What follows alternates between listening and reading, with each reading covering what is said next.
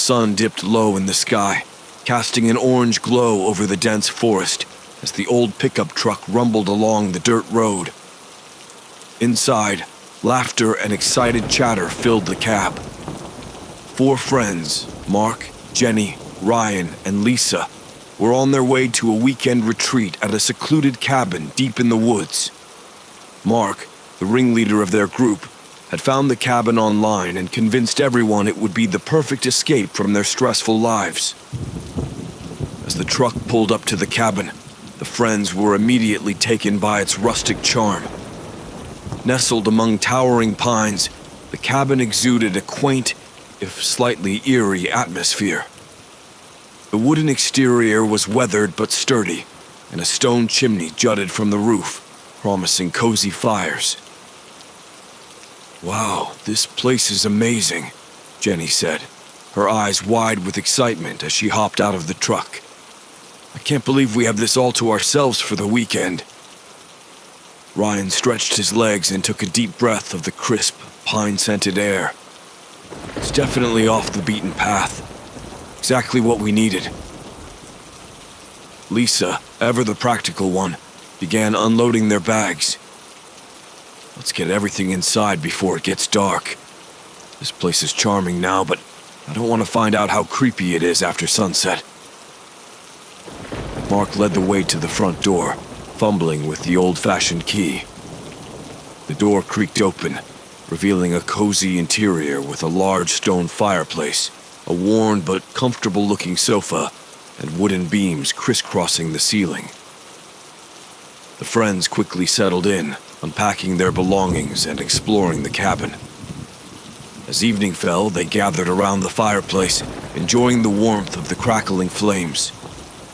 Stories and jokes flowed freely, their laughter mingling with the occasional hoot of an owl from the forest outside. But as the fire burned low and the shadows grew long, an unspoken tension began to creep in. It was Ryan who first noticed something strange. "Hey, did any of you hear that?" he asked, peering into the darkened corners of the room. "Hear what?" Jenny replied, her voice tinged with curiosity. "I don't know. It sounded like a whisper or something," Ryan said, shaking his head. "Maybe I'm just tired." "Probably just the wind," Mark said, trying to dismiss the uneasy feeling that was starting to settle over them. Little did they know, the wind was the least of their worries. For hidden within the walls of the cabin was a secret, a dark and sinister presence that had been waiting for new victims to arrive. As they turned in for the night, each friend couldn't shake the feeling that they were being watched.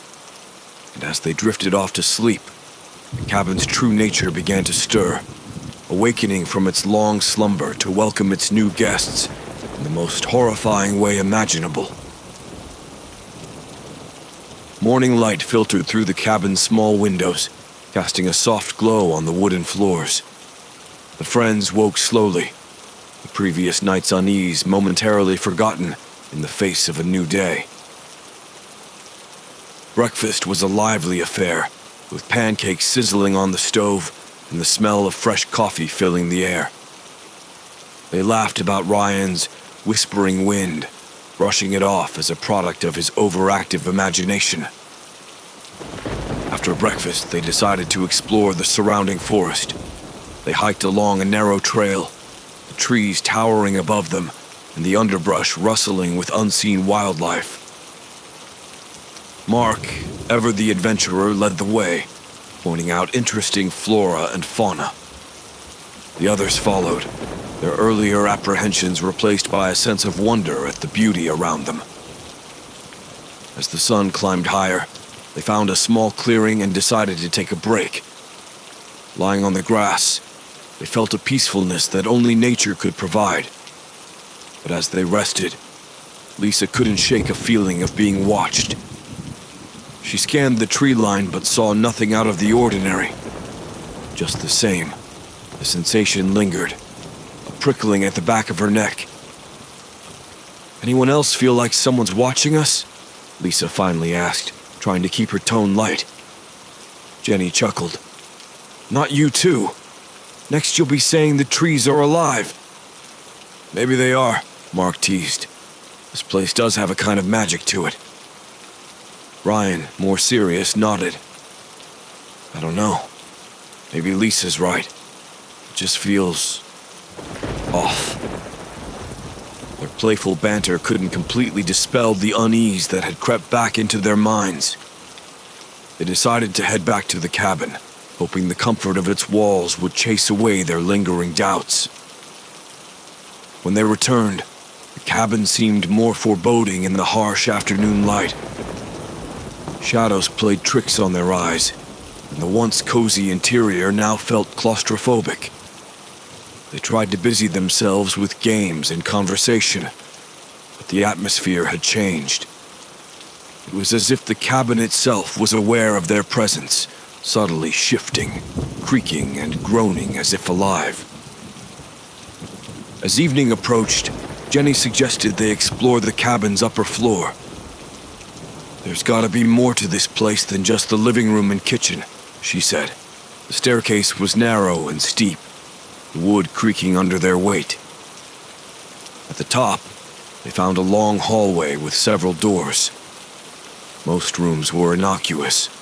An old bedroom, a dusty bathroom, a small study.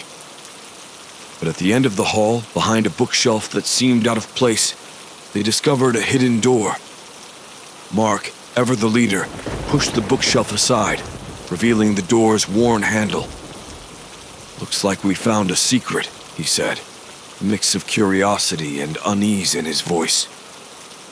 With a collective breath, they opened the door. The room beyond was small and cramped, filled with shelves of old books and strange artifacts. But what caught their attention were the voodoo dolls.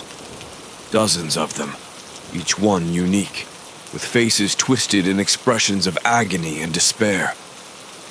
A chill ran down their spines as they realized the significance of their discovery. This was no ordinary room. It was a shrine, a place of dark rituals and ancient curses. The air grew thick with dread, and an oppressive silence settled over them. "We need to get out of here," Lisa whispered, her voice trembling. "This place isn't right."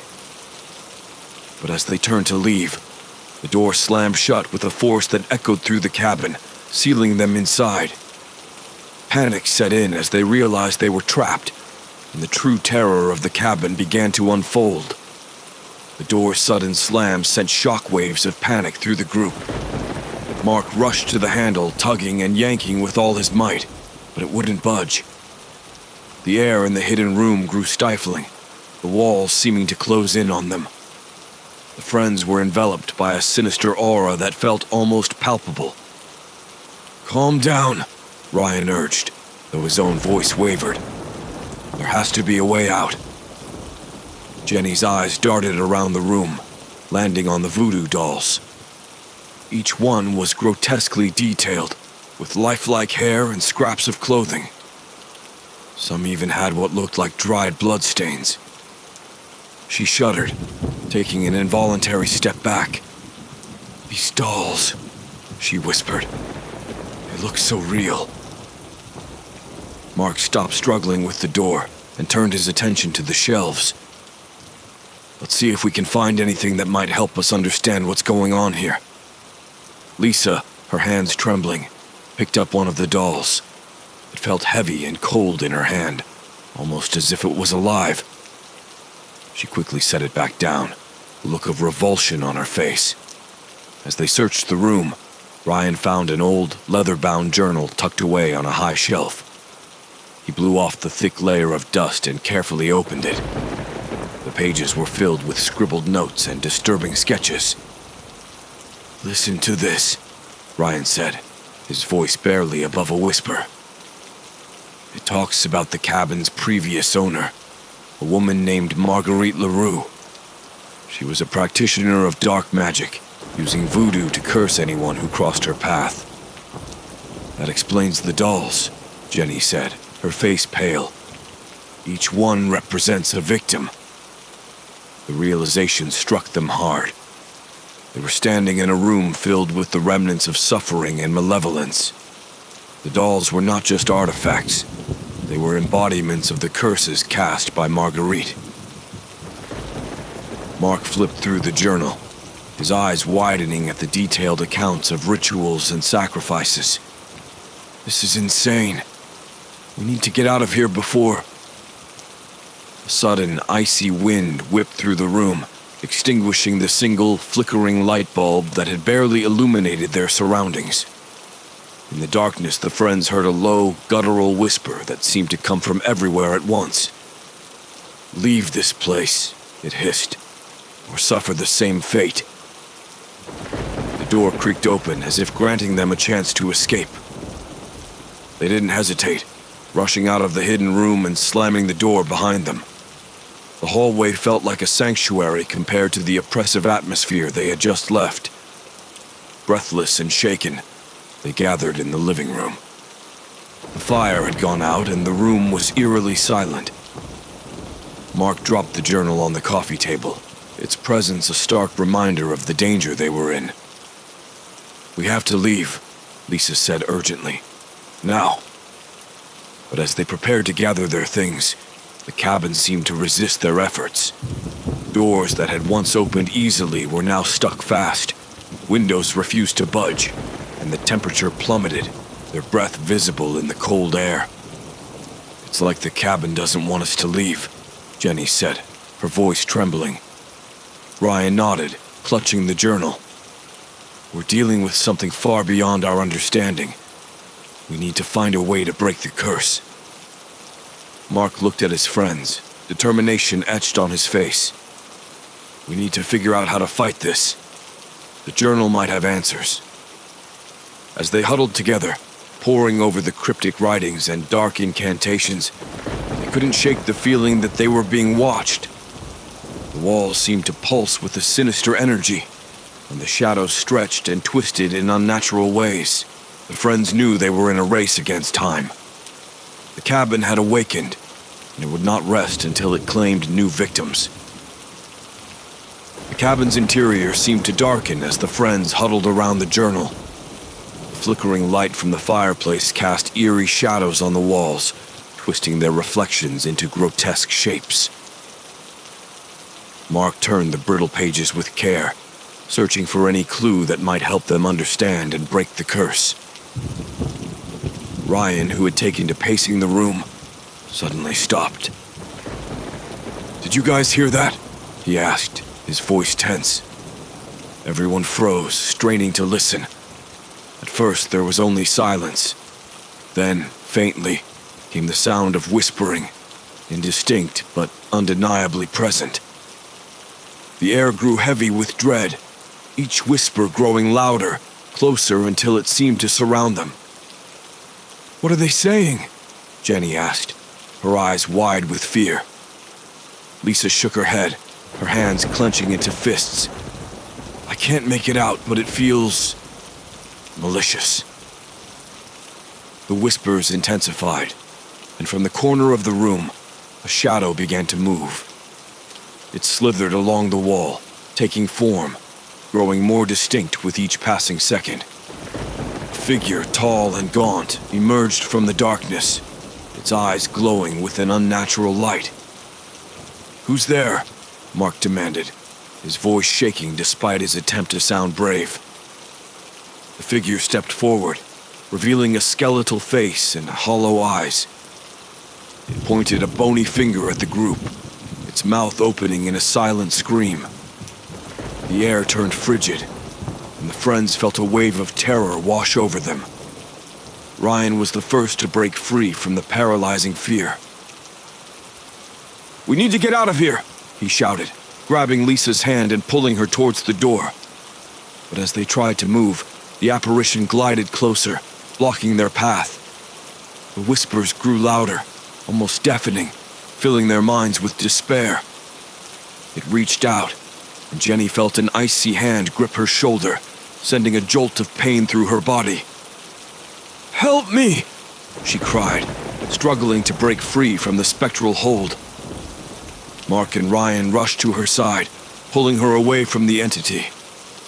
The ghostly figure let out an ear-piercing wail, its form flickering and distorting as it seemed to feed on their fear. Desperate, Mark grabbed a poker from the fireplace and swung it at the apparition. The metal passed through it harmlessly. The entity recoiled, giving them a brief moment of respite. "Upstairs!" Mark yelled. "Maybe we can find something to protect ourselves." They bolted up the stairs, their footsteps echoing loudly in the empty cabin. The whispers followed them, relentless and menacing. They reached the top floor and slammed the door behind them, their hearts pounding in their chests. Breathless and terrified, they searched the rooms for anything that might help. Lisa found a dusty old cross and clutched it tightly, hoping it might offer some protection. Jenny, still shaken, stumbled upon a small, locked chest under one of the beds. "Mark, help me with this," she said, her voice trembling. Together, they forced the chest open, revealing a collection of strange items: candles, herbs, and an old book filled with handwritten spells and incantations. Ryan grabbed the book, flipping through the pages until he found something that looked promising. "Here," he said, pointing to a page titled "Protection Against Malevolent Spirits. We need to perform this ritual." As they gathered the necessary items, the door to the room began to rattle, the whispers outside growing louder and more insistent. The entity was trying to get in, its presence pressing against the thin barrier of wood. "Hurry!" Lisa urged, her eyes darting between the door and her friends. Mark lit the candles, arranging them in a circle as instructed. Jenny and Lisa sprinkled the herbs around the perimeter, their hands shaking. Ryan began to chant the words from the book, his voice steady despite the terror that gripped him. The room filled with a strange energy, the air shimmering as the candles burned brighter. The door shook violently, the ghostly figure's wail piercing through the walls. But as the chant continued, the oppressive presence began to weaken. Finally, with a final, desperate cry, the apparition dissipated, the whispers fading into silence. The friends collapsed to the floor, exhausted and shaken, but alive. "We did it," Mark said, his voice barely above a whisper. "We survived." But as they caught their breath, they knew this was only the beginning. The cabin's curse was still very much alive, and their fight for survival had only just begun. The relief that washed over the friends was short-lived. The oppressive atmosphere of the cabin still lingered, and they knew the fight was far from over. Mark picked up the leather-bound journal again, flipping through the pages with renewed determination. "We need to understand more about these dolls," he said. "They seem to be the key to this curse." Jenny nodded, still clutching the old cross. "There has to be a reason why Marguerite LaRue made these. Maybe if we figure that out, we can find a way to break the curse." Lisa, her voice steadying, added, "And we need to be careful. That entity was just the beginning. Who knows what else is waiting for us?" Ryan, holding the spell book, began reading aloud. The dolls are said to contain the souls of those cursed by Marguerite. Each doll represents a victim, their spirit trapped within its form. The curse can only be broken by releasing the souls and purifying the items used in the ritual. "Releasing the souls?" Jenny echoed. "How do we do that?" Mark scanned the journal. "It says here we need to perform a ritual at the stroke of midnight. We have to gather all the dolls and burn them in a sacred fire while chanting a specific incantation. But it won't be easy. The spirits will try to stop us." The weight of their task settled heavily on the group. The sun had already set, and they had only a few hours until midnight. They quickly gathered the dolls from the hidden room, placing them in a burlap sack. Each doll felt unnaturally heavy, as if it carried the weight of the souls within. As they prepared for the ritual, The cabin grew colder, and the whispers began anew. Shadows danced along the walls, and the air was thick with malevolence. The friends could feel the eyes of the spirits watching their every move, waiting for a moment of weakness. Mark built a fire in the fireplace, using the candles and herbs from the chest to create a sacred flame. The fire burned with an otherworldly light, casting eerie shadows that seemed to pulse with life. The friends formed a circle around the fire, holding hands to steady their nerves. Ryan, holding the spellbook, began the incantation. Spirits trapped by dark intent, we call upon thee to relent. Souls encased in form of doll, we bid thee now be freed from thrall. The fire roared, and the dolls in the sack began to writhe, their cloth bodies twisting and turning as if in agony. The whispers grew louder, filling the room with a cacophony of voices, each one pleading, screaming, or cursing.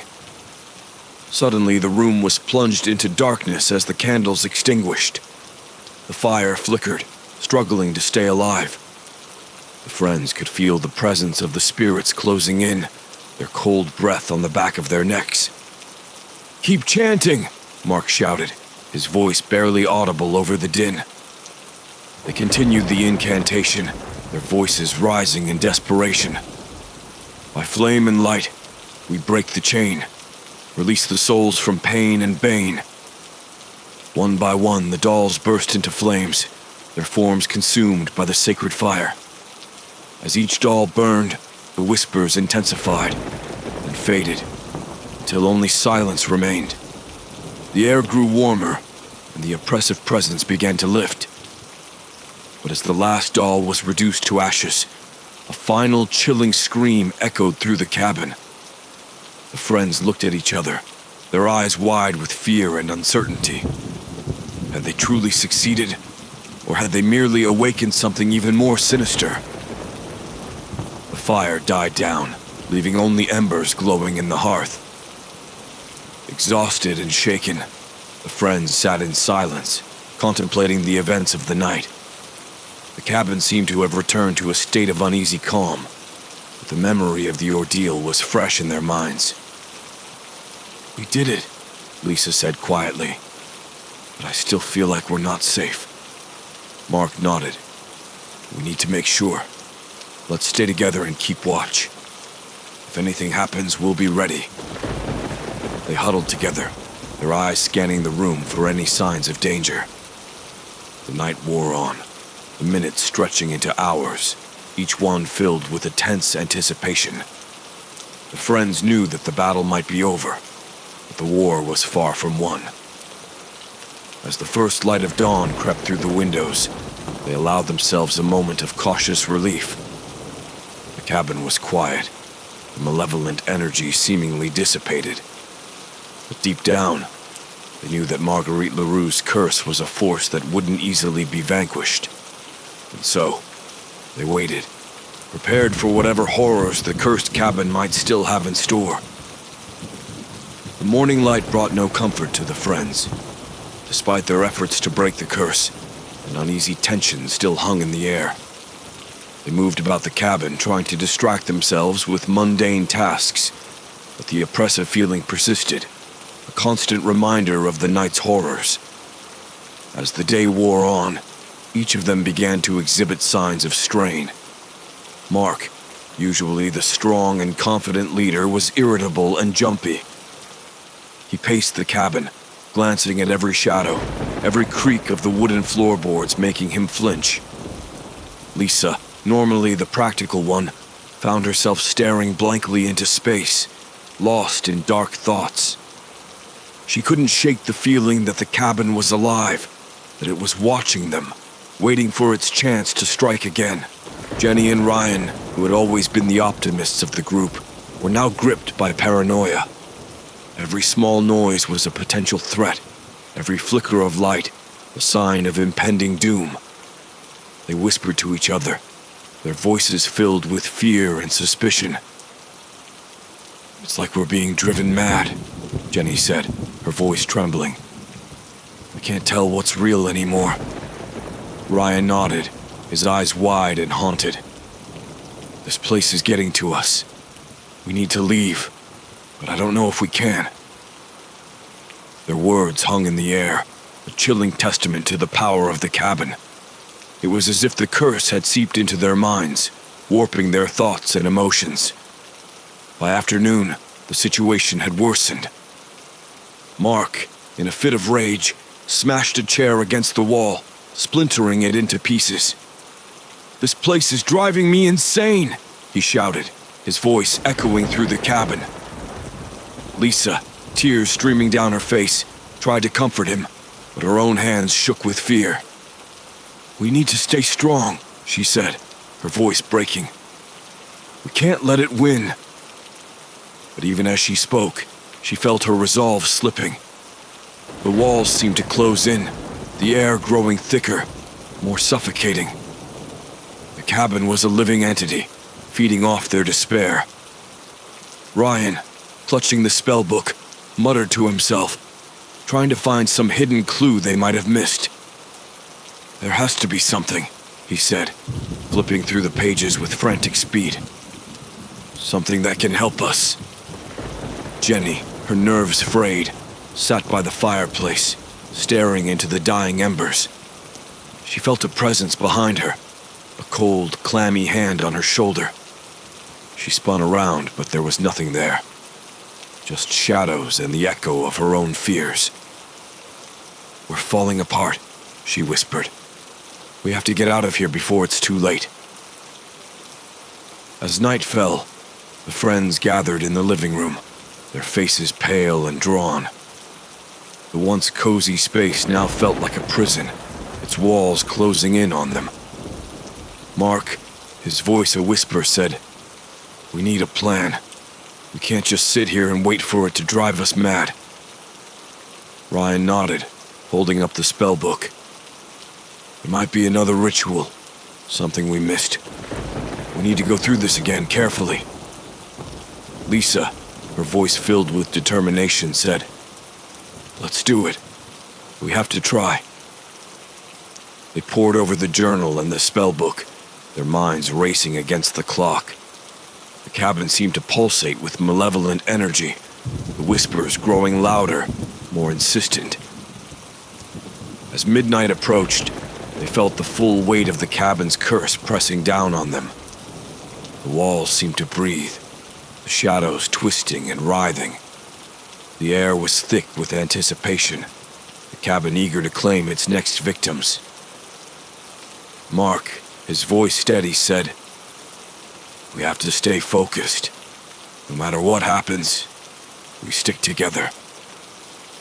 Jenny, her eyes filled with tears, nodded. "We're in this together." Ryan, holding the spellbook tightly, began to chant the incantation again, hoping against hope that this time it would work. The candles flickered, their flames dancing wildly. The room grew colder, the whispers turning into a cacophony of voices. "By flame and light, we break the chain. Release the souls from pain and bane," Ryan chanted, his voice growing louder, more desperate. The dolls, though now ashes, seemed to stir, their presence still felt. The room filled with a blinding light, and the friends felt themselves being pulled into a vortex of sound and light. And then, just as suddenly, it was over. The light faded, the whispers ceased, and the cabin fell into a deep, unsettling silence. Breathless and exhausted, the friends looked at each other, their eyes wide with disbelief. Had they finally broken the curse, or was this just another trick of the cabin? Only time would tell. For now, they could only wait and hope that they had survived the worst of the cabin's horrors. But deep down, they knew that the true terror was just beginning. As the final echoes of the incantation faded, the friends felt a momentary relief, but it was quickly replaced by a renewed sense of dread. The cabin's oppressive atmosphere seemed to close in even tighter, as if angered by their defiance. "We need to leave now," Mark said, his voice firm. "Whatever we did, it's only going to buy us a little time." The group hurriedly gathered their belongings, their movements frantic and uncoordinated. The cabin, sensing their desperation, seemed to react. Doors that had once opened easily now stuck fast, and the windows, once a potential escape route, were impenetrable. Ryan ran to the front door, yanking at the handle with all his strength. "It's locked! I can't get it open!" Lisa joined him, her hands shaking as she tried to turn the knob. "It's like it's sealed shut. We have to find another way out." Mark, thinking quickly, led them to the kitchen. "There's a back door. Maybe we can break it down." The kitchen was dimly lit, the shadows playing tricks on their eyes. The back door loomed ahead, a potential escape that felt too good to be true. As they reached it, a cold wind swept through the room, extinguishing the single candle they had brought with them. In the pitch darkness, panic set in. The friends fumbled for their flashlights, their hands trembling. The beam of light from Mark's flashlight revealed a terrifying sight. The back door was covered in thick, dark vines that seemed to have grown from the very walls of the cabin. "What the hell is this?" Jenny whispered, her voice trembling. Mark didn't waste any time. He grabbed a kitchen knife and began hacking at the vines, but they were unnaturally tough, resisting his every effort. "These things won't budge. It's like the cabin is alive." As they fought to free the door, the whispers returned, louder and more insistent than ever.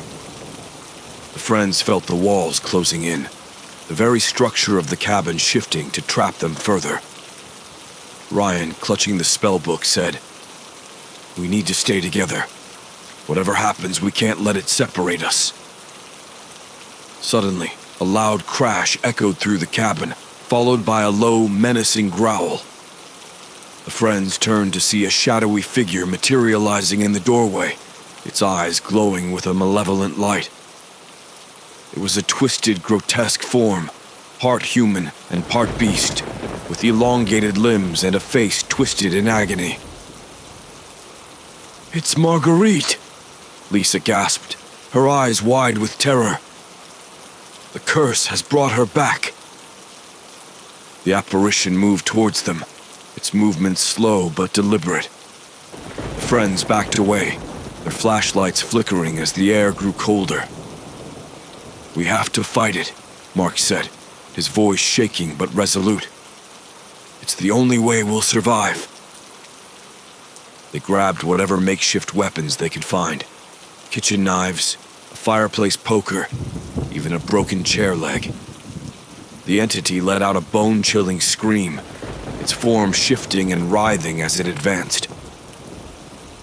Mark swung the poker, but it passed through the apparition harmlessly. The creature's laughter echoed through the room, a sound that sent shivers down their spines. "We can't hurt it," Ryan shouted, his voice filled with despair. "It's not of this world." Jenny, clutching the old cross, held it up towards the entity. "Stay back!" she screamed, her voice cracking with fear. To their surprise, the creature recoiled, its form flickering. The cross seemed to have some effect, driving the apparition back temporarily. "We need to use the symbols and artifacts," Lisa said, her voice steadying. "It's our only chance." They formed a circle, holding the cross and the spell book, chanting the incantation once more. The air crackled with energy, the whispers turning into screams of rage. "By flame and light, we break the chain. Release the souls from pain and bane," they chanted, their voices rising in unison. The entity screamed, its form distorting and dissolving in the light of the cross. The cabin shook violently, as if trying to expel the malevolent force within. Finally, with a final, agonized wail, the apparition vanished, leaving behind an eerie silence. The friends collapsed to the floor, exhausted but alive. "We did it," Mark said, his voice barely a whisper. We survived. But as they caught their breath, they knew their ordeal was far from over. The cabin was still alive, still malevolent, and it wouldn't let them go easily. As dawn approached, they prepared for the next phase of their battle, knowing that the true horror of the cursed cabin was still lurking in the shadows, waiting for its chance to strike again. The first light of dawn filtered through the cabin's grimy windows, offering a brief respite from the night's terrors. The friends huddled together in the living room, their faces pale and drawn.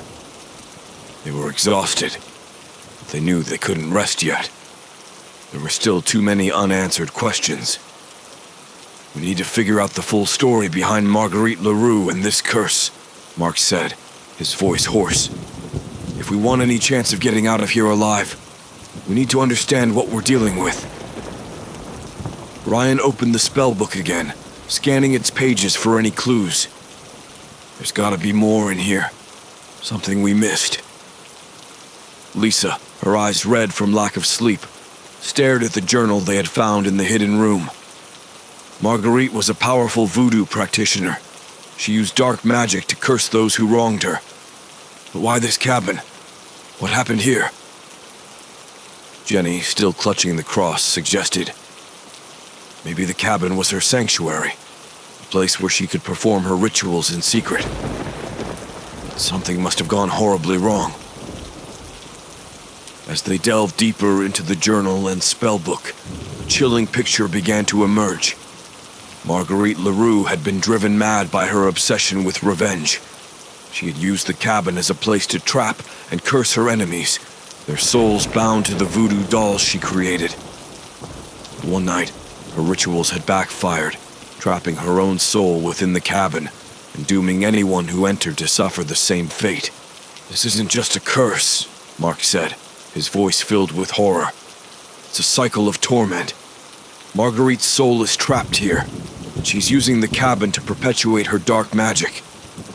Ryan nodded, his face pale. We have to break the cycle. We need to find a way to release her soul, along with the others, and cleanse this place once and for all. Lisa pointed to a passage in the spellbook. There's a cleansing ritual here. It's more powerful than the one we did before, but it requires a lot of preparation and some specific items we don't have. Jenny frowned. What do we need? We need certain herbs, candles blessed by a priest, and something personal from Marguerite. The journal mentions a locket she always wore. It's probably somewhere in this cabin. The group split up to search the cabin, their nerves on edge. Every creak and groan of the old wood seemed amplified, each shadow a potential threat. As they rummaged through drawers, closets, and dusty corners, the sense of urgency grew. Lisa found the herbs they needed in the hidden room, stored in small glass jars. Ryan discovered some old candles, though whether they were blessed was uncertain. Mark and Jenny scoured the cabin for any sign of the locket. Found it! Jenny shouted from the attic, holding up a tarnished silver locket. Inside was a faded picture of a young woman, presumably Marguerite, and a lock of hair. They reconvened in the living room, laying out the items they had gathered. This has to work, Mark said, his voice determined. We don't have any other options. Ryan took a deep breath and began reading the instructions for the cleansing ritual. They arranged the herbs and candles in a circle, placing the locket in the center. As they lit the candles, the air grew heavy with anticipation. Spirits bound by dark intent, we call upon thee to relent. Souls encased in shadows deep, we bid thee now, eternal sleep, Ryan chanted, his voice strong despite the fear in his eyes. The cabin seemed to resist their efforts, the walls shaking and the air filling with a low, guttural growl. Shadows danced violently around them, and the temperature dropped sharply. Keep going, Lisa urged, her eyes wide with fear. Ryan continued. By light and love, we cleanse this space, release the souls, end this chase.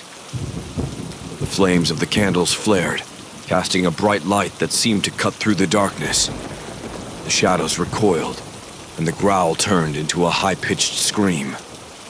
The cabin shook violently, as if trying to expel the intruders. "Hold on!" Mark shouted, gripping Jenny's hand tightly. As the final words of the incantation left Ryan's lips, a blinding light filled the room. The friends felt a wave of warmth wash over them, and the oppressive presence lifted. The cabin fell silent, the malevolent energy dissipating. For a moment they stood in stunned silence, unsure if it was truly over. Then, slowly, the candle's flames returned to a normal, steady glow. The air felt lighter, cleaner. "We did it," Lisa whispered, tears of relief streaming down her face. "I think we really did it." But as they began to pack their things, ready to leave the cursed cabin behind forever, a final whisper echoed through the room, chilling them to the bone. "Thank you," it said, a voice filled with sorrow and gratitude. And then, silence. With cautious hope, the friends made their way to the front door. This time it opened easily, the morning light spilling into the cabin. They stepped outside, breathing in the fresh air, and for the first time in days, they felt truly free. As they walked away from the cabin, they couldn't help but look back one last time. It stood silent and still, a relic of dark history, finally at peace.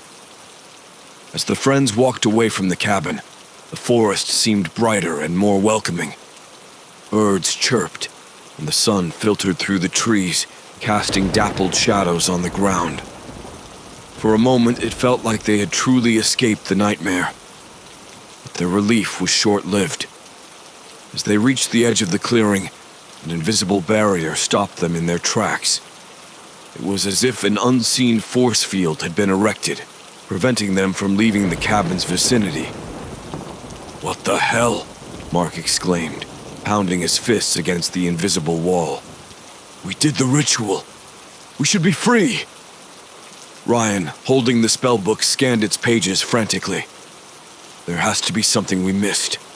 Some final step. Lisa, her face pale, said, "Maybe we need to confront Marguerite's spirit directly." The cabin thanked us, but we never saw her soul released. Jenny nodded, determination hardening her features. "Then we go back. We finish this once and for all." The friends turned back toward the cabin, their fear replaced by a steely resolve. As they approached, the whispers began anew, though this time they carried a note of sorrow rather than menace. The cabin seemed to pulse with an almost palpable sadness, as if mourning its own dark history. Inside, they found the hidden room once more. The air was thick with the sense of expectation, as if the very walls were holding their breath. The remains of the voodoo dolls and the remnants of their rituals lay scattered about, a testament to their earlier struggles. "We need to call her out," Mark said, his voice firm. "We need to face Marguerite and end this." Ryan found a summoning incantation in the spellbook. This should bring her spirit forth. "Everyone ready?" They nodded, forming a circle around the remains of the dolls. Ryan began the chant, his voice echoing through the small room. "Spirit bound by darkest night, we call thee forth to end this blight. Marguerite LaRue, hear our plea. Come forth now and set us free." The temperature plummeted, and the room grew dark. A spectral figure began to materialize in the center of the circle, her form shifting and translucent.